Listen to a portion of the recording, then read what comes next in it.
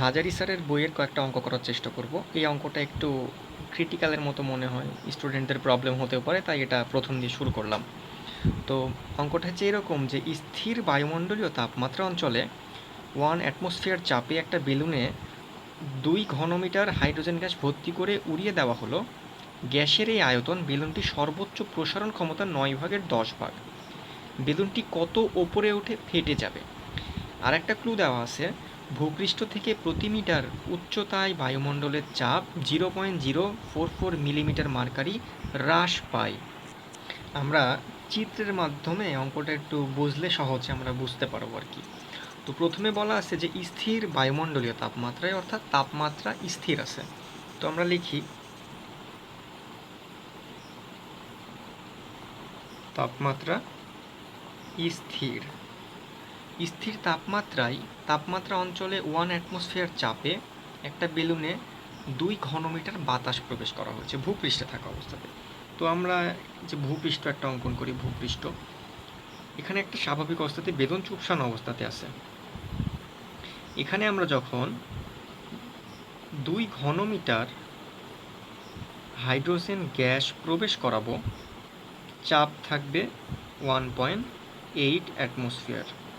তাহলে বেলুনটা ফুলে 2 ঘনমিটার আয়তন বিশিষ্ট হবে, এবং এর আয়তন তখন কি হবে 2 ঘনমিটার।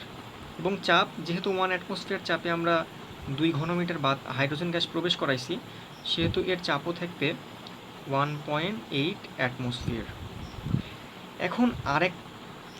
এখন আরেকটা ক্লু দেওয়া আছে যে 2 ঘনমিটার হাইড্রোজেন গ্যাস প্রবেশ করালে বেলুনটার 10/9 ফুলে যাবে।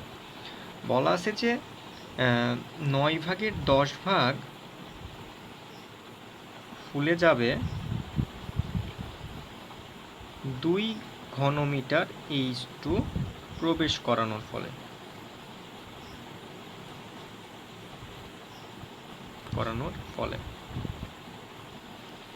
তাহলে এখন আমরা যদি জানতে চাই যে বেলুনটা 10/10 ফুলে যাবে কত ঘন সেন্টিমিটার, মানে হাইড্রোজেন গ্যাসের আয়তন কত হবে সেই ক্ষেত্রে, তো আর একটা ক্লু দেওয়া আছে অঙ্কতে যে বেলুনটা যত উপরে উঠতে থাকবে চাপ তত কমতে থাকবে।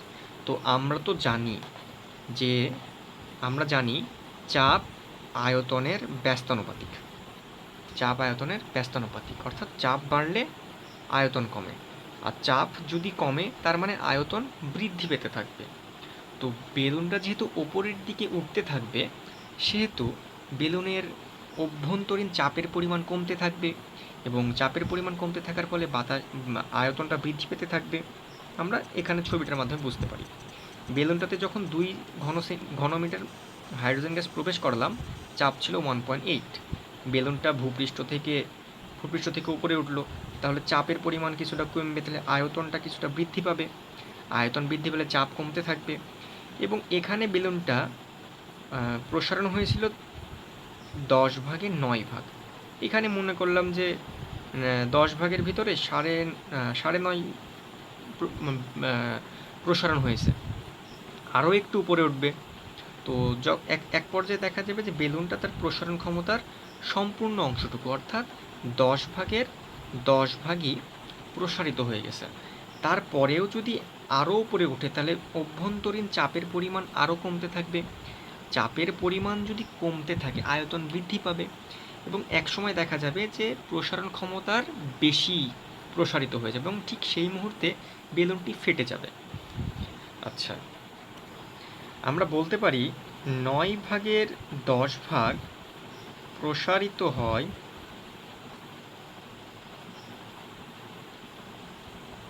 2 ঘনমিটার H2 গ্যাসে।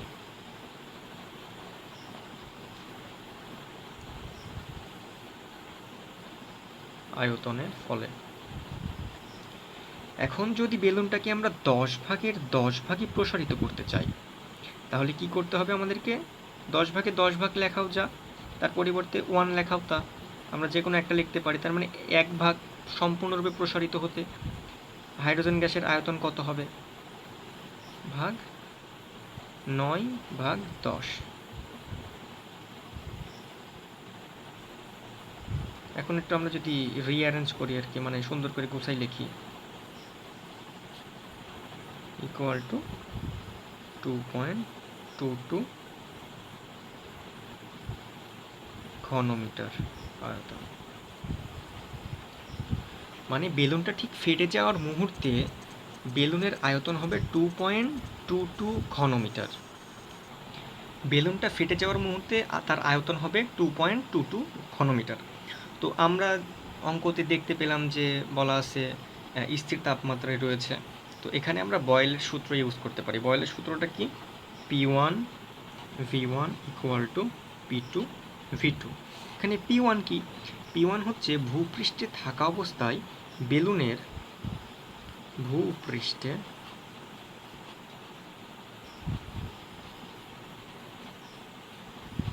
ভূপৃষ্ঠে থাকা অবস্থায় আয়তন। এটাকে আমরা V1 দ্বারা ইন্ডিকেট করেছি এবং এটা হচ্ছে 2.0 ঘনমিটার।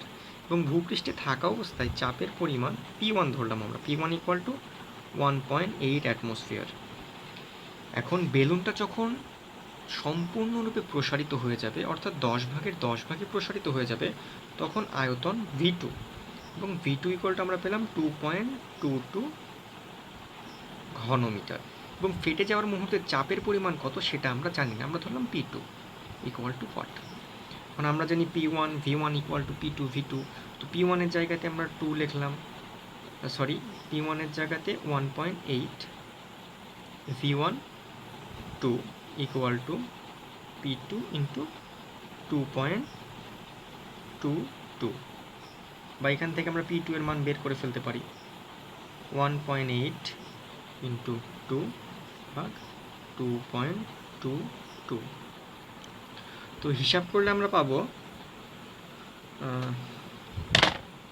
1.62 অ্যাটমসফিয়ার।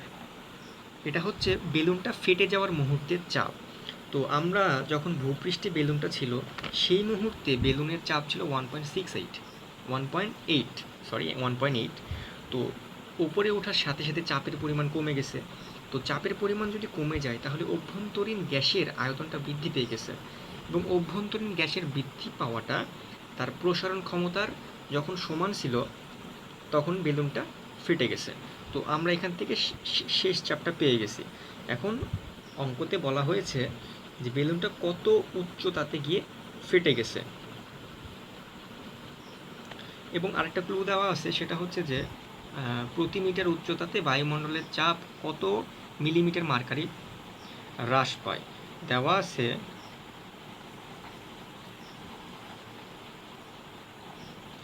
দেওয়া আছে প্রতি মিটারে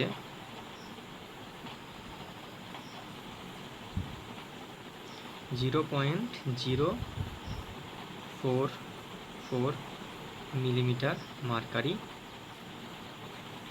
চাপ হ্রাস পায়।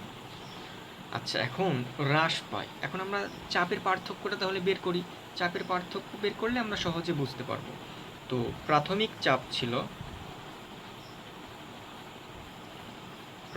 চাপ P1 ইকুয়াল টু 1.8, শেষ চাপ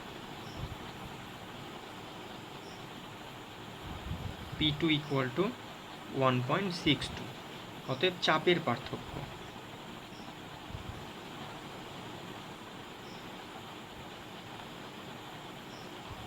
P1 মাইনাস P2, 1.8 মাইনাস 1.62। আমরা যদি বিয়োগ করি তাহলে বিয়োগফল কত আসবে? তাহলে বিয়োগফল আসবে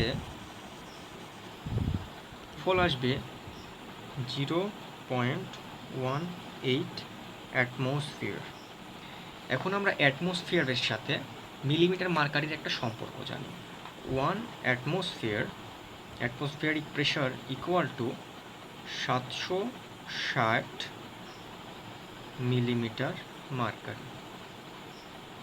আমরা যেহেতু পেয়েছি 1.8 অ্যাটমসফিয়ার, তো আমরা লিখতে পারি 0.18 atmosphere equal to 760 into 0.18 millimetre mercury. গুণ করলে আসবে 136.8 মিলিমিটার মার্কারি। আচ্ছা, এখন আরও দেওয়া আছে যে প্রতি মিটারে 0.044 মিলিমিটার মার্কারি চাপের পার্থক্য হয়। অতএব 0.044 মিলিমিটার মার্কারি চাপের পার্থক্য হয় 1 মিটারের জন্য। অতএব 1 মিলিমিটার মার্কারি চাপের পার্থক্য হয় 1/0.044 মিটারের জন্য। অতএব 136.8 মিলিমিটার মার্কারি চাপের পার্থক্য হয় 1/136.8 ভাগ 0.044 মিটারের জন্য। ক্যালকুলেশন করার ফলে যে মানটা আসবে সেটা হচ্ছে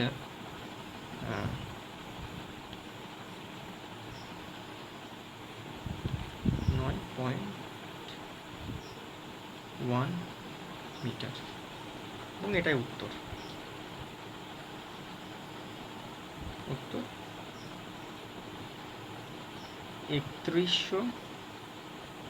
9.1 মিটার উচ্চতা থেকে গিয়ে বেলুনটা ফেটে যাবে।